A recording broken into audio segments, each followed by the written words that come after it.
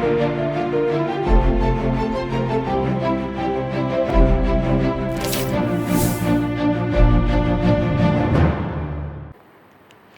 के बाद आपका एक बार फिर से स्वागत है। यूपी बुलेटिन में शुरुआत होगी औरैया से, जहां 2 बेटियों को यमुना में फेंकने के बाद पिता ने भी नदी में छलांग लगा दी। और साथ ही बात होगी इटावा की, जहां अवैध शराब की तस्करी पर पुलिस ने बड़ी कार्रवाई की है। ऐसी तमाम खबरों पर करेंगे विस्तार से चर्चा। जालौन के रामपुरा थाने के मढ़ेपुरा निवासी रज्जन निषाद की शादी औरैया के अजीतमल कोतवाली के गांव बडेरा निवासी सुवालाल की बेटी शारदा के साथ हुई थी।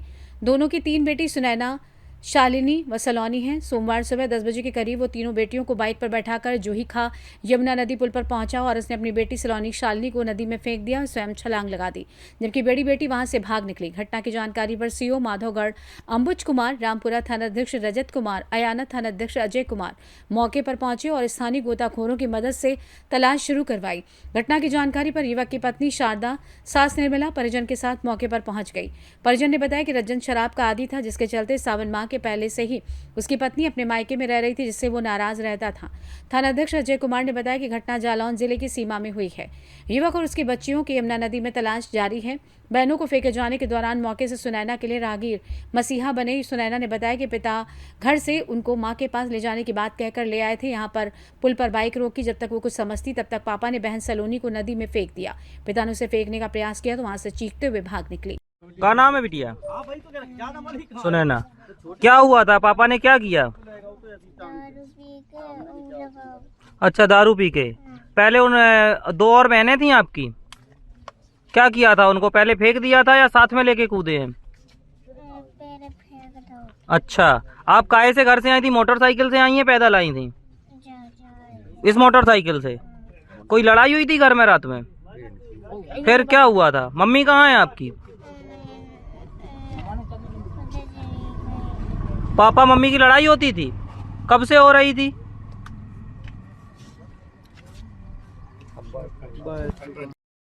क्या नाम है दादा? बैठ जाओ, ऐसे यहीं पे, ऐसे ही बैठ जाओ। क्या नाम है दादा तुम्हारा? लालता प्रसाद। आपके साथ क्या घटना घटी जो आज जमुना पे लड़का किस समय आओ तू? लड़का आपको आओ तो क्या नाम है लड़का को? रज्जन। रज्जन। तो जमुना में काय वजह से कूद गो? जमुना हाँ, शराब पिया रहा तो कूद गो। शराब पिए तो ज्यादा नशा में। अच्छा, तो झगड़ा कौन सा बहुत हो जाओ? झगड़ा नहीं, बहुत भाई तो बहुत तो अकेले बहुत से बहू से। लड़के चले गए। और क्या बिटियां संग लेकर कूदे है? हैं? बिटियां क्या लेकर कूदे संग है? 2 नाम का है इनकी? उनके बिटिया ने, हाँ, एक को बाबू है, आओ। एक को आला है, बीच वाले को वो जे सुनैना है, बड़ी बच गई तो। अच्छा, बच गई तो सुनैना है। हाँ। और दो इनके क्या नाम है?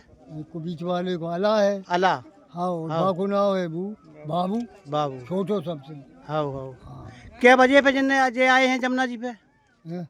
जमुना जी पे क्या वजह पे आई? लगभग समय क्या कितो दो दादा? 8-9 को है। 9 को। औरैया से सी न्यूज संवाददाता राजेश कुमार मिश्रा की रिपोर्ट। बड़ी खबर इटावा से, जहां वरिष्ठ पुलिस अधीक्षक ब्रिजेश कुमार श्रीवास्तव के निर्देशन में अवैध शराब की तस्करी पर पुलिस की बड़ी कार्रवाई। 2 अंतर्राज्यीय शराब तस्कर गिरफ्तार किए गए। 103 पेटी अंग्रेजी शराब व ट्रक बरामद की गई है। एसओजी प्रभारी बेचन सिंह, सर्विलांस प्रभारी नागेंद्र चौधरी और थाना बकेवर प्रभारी विपिन मलिक की टीमों द्वारा संयुक्त रूप से अभियान चलाते हुए हाईवे पर एक बुलेरो मैक्सी ट्रक पकड़ा। ट्रक से करीब 900 लीटर शराब यानी 4944 टेट्रा पाउच मिले। शराब राजस्थान से बिहार से अप्लाई की जा रही थी। हाईवे पर चेकिंग के दौरान ये सफलता मिली। 2 आरोपी पकड़े गए हैं, जबकि 3 फरार हैं, जिनकी तलाश जारी है। बरामद ट्रक चोरी का निकला, जिस पर फर्जी नंबर प्लेट लगी हुई थी।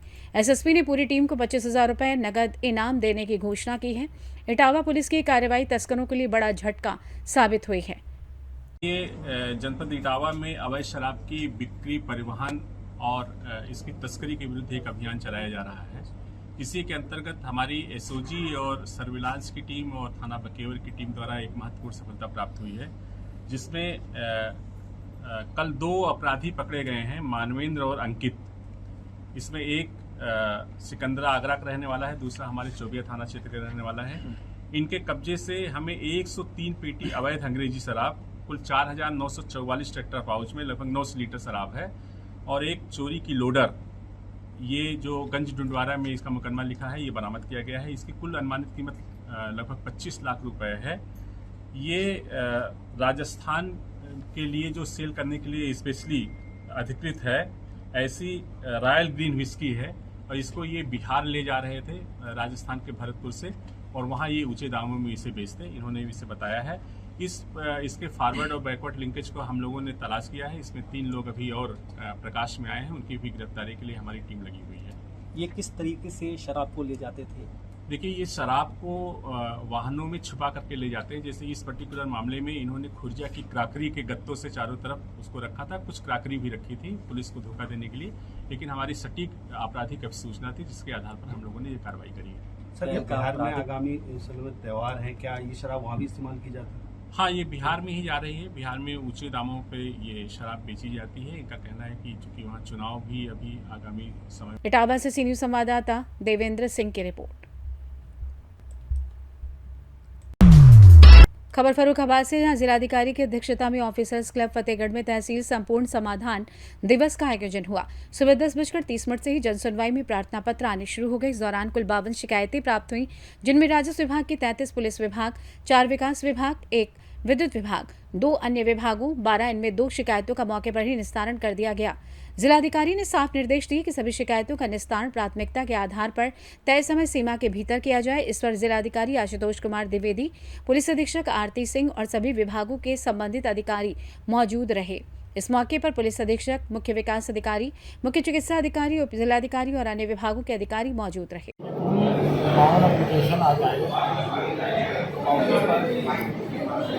केवल 2 ही निष्पादित हो पाए और का समय है और जमीन से रिलेटेड तो संबंधित को निर्देश कर दिया गया है। सबसे ज़्यादा रेवेन्यू से रिलेटेड था, पुलिस विभाग के 4, 2 विभाग के, विकास विभाग के 2 और 12 अन्य। फर्रुखाबाद से सी न्यूज संवाददाता आदेश की रिपोर्ट। छात्रावास की सुविधाओं को लेकर मंत्री ने किया निरीक्षण। समाज कल्याण राज्य मंत्री असीम अरुण ने खामियों को लेकर लगाई छात्रावास अधीक्षक की फटकार। सफाई व्यवस्था को लेकर कहा, गंदगी कहीं नहीं मिले। छात्रावास की मरम्मत के लिए 40 लाख का बजट हुआ था पास, कितना हुआ काम, इसकी मौके पर जांच की जाए। मंत्री बोले, बिल्कुल परफेक्ट हालत में चाहिए छात्रावास। जानते हैं मंत्री असीम अरुण ने और क्या कुछ कहा। कन्नौज नगर में 2 छात्रावास हैं समाज कल्याण विभाग द्वारा संचालित। इनकी मरम्मत के लिए, सुधार के लिए करीब 40 लाख की धनराशि दी गई थी। काम पूरा हो गया है। काम पहली नज़र में देखने में ठीक लग रहा है, लेकिन कुछ मैं अभी फीते से भी नपवा रहा हूँ कि जितना काम दिखाया गया, जितना पूरा हुआ, वाकई उतना पेमेंट हुआ या ज़्यादा तो नहीं हुआ। इसका परीक्षण होगा। अगर काम सही है यानी वॉल्यूम के हिसाब से तो उस हिसाब से सही है, नहीं है तो फिर उसके हिसाब से कार्रवाई की जाएगी। साथ साथ योगी जी ने जितनी धनराशि दी है, जितना काम हमारे ज़मीन पे हो रहा है, अब बच्चों की, छात्रों की जिम्मेदारी है कि सप्ताह में 1 दिन श्रमदान करें, सफाई भी रखें। 2 सफाई कर्मी दिए गए हैं, वो भी अपने सेवाएं ठीक से दें, जो मुझे लगता भी नहीं दे रहे हैं। बिल्कुल परफेक्ट हालत में हमारा छात्रावास होना चाहिए। जो सरकार को देना है, सरकार सब कुछ दे चुकी है, अब कोई कमी नहीं है। अब बच्चों को उसको साफ रखना है और छात्रावास अधीक्षक को अपने काम को अच्छे से करना है। जो सरकारी कर्मी लगे हैं उनको अपना काम अच्छे से करना। कन्नौज से सी न्यूज संवाददाता महेश गौड़ की रिपोर्ट। फिलहाल के लिए इस खास बुलेटिन में बस इतना ही। देश दुनिया की तमाम बड़ी खबरों को जानने के लिए जुड़े रहिए सी न्यूज भारत के साथ। हर खबर आपके साथ, आपके हाथ।